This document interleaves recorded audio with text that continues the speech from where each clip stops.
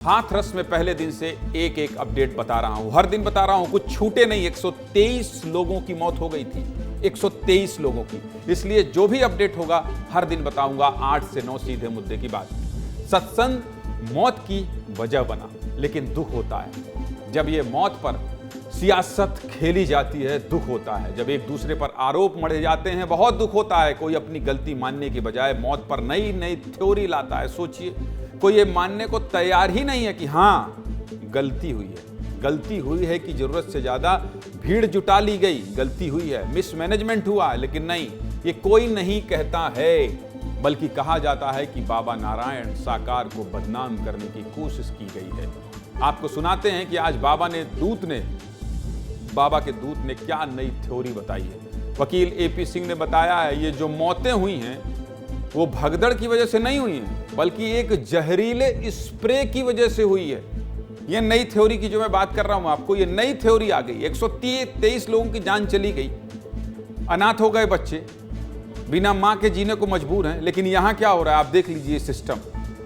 सुनिए हाथरस सत्संग कांड की एक नई थ्योरी जो सामने आई है, सुनाइए भाई। फिर आया बाबा का दूत। वहां हट्टे कट्टे हाफ पैंट पहने गमछा डाले वो व्यक्ति थे। इस बार संदेश में संदेह। भगदड़ के पीछे भी उनका एक कारण था। हाथरस हादसा नहीं साजिश।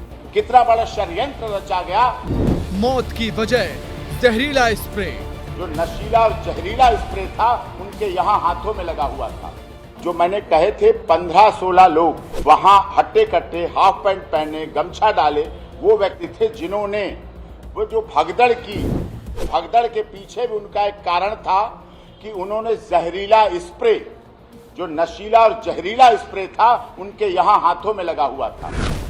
ये कितनी बड़ी साजिश, कितना बड़ा षड्यंत्र रचा गया। नारायण साकार हरि को बदनाम नहीं, पूरा मानव मंगल मिलन सद्भावना समागम खत्म करने के लिए प्रत्यक्षदर्शी उन्होंने बताया कि भागते समय एकदम थोड़ी देर में ऐसा होता था, महिलाओं के साथ एकदम अपने आप गिर जाती थी और गिर जाती थी, नीचे गिर जाती थी। गिरने के बाद कोई भाग रहा है, कोई गिर रहा है, कोई अधमरा हो रहा है, किसी की सांस छूट रही है। और इसीलिए जो मैंने पोस्टमार्टम रिपोर्ट देखी है उसमें सांस रुकने की वजह से मृत्यु का कारण बताया गया है। गजब है, सांस ही तो रुकी है वकील साहब। 123 लोगों की सांस ही तो रुक गई है।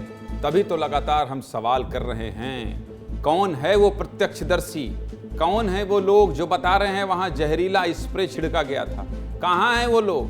अगर वाकई ऐसा हुआ है तो उन्हें बताना चाहिए ना कि 10 से 12 लोगों ने, साजिशकर्ताओं ने ऐसा कौन सा स्प्रे किया जिसने 123 लोगों की जान ले ली। खैर, वकील ने अपने तर्क दिए हैं, वकील के अपने तर्क हैं, जो सही हैं कि नहीं वो तो एसआईटी बताएगी, अदालत बताएगा। हम आपको राहुल के तर्क भी बताते हैं। चलिए राहुल गांधी की बात कर रहा हूं। राहुल गांधी ने आज उत्तर प्रदेश के सीएम योगी आदित्यनाथ को एक लेटर लिखा है, एक पत्र लिखा है, जिसमें 2 बातें बड़ी खास हैं। पहली, राहुल ने मुआवजे की राशि बढ़ाने की मांग की है, और ये पहली बात थी, माफ कीजिएगा। और दूसरी, राहुल ने कहा कि लोगों से मिलकर उन्हें ये पता चला है कि ये हादसा वहां के स्थानीय प्रशासन की लापरवाही से हुआ है। ये राहुल गांधी किसको लिख रहे हैं? योगी आदित्यनाथ को पत्र लिख रहे हैं। किसी की लापरवाही हुई, कैसे जान गई, लेकिन 123 जाने तो गई है। बस इसीलिए तो पहले दिन से ही सवाल कर रहा हूं, आखिर कौन है जिम्मेदार। देखिए कब मिलता है हमारे और आपके इस सवाल का जवाब।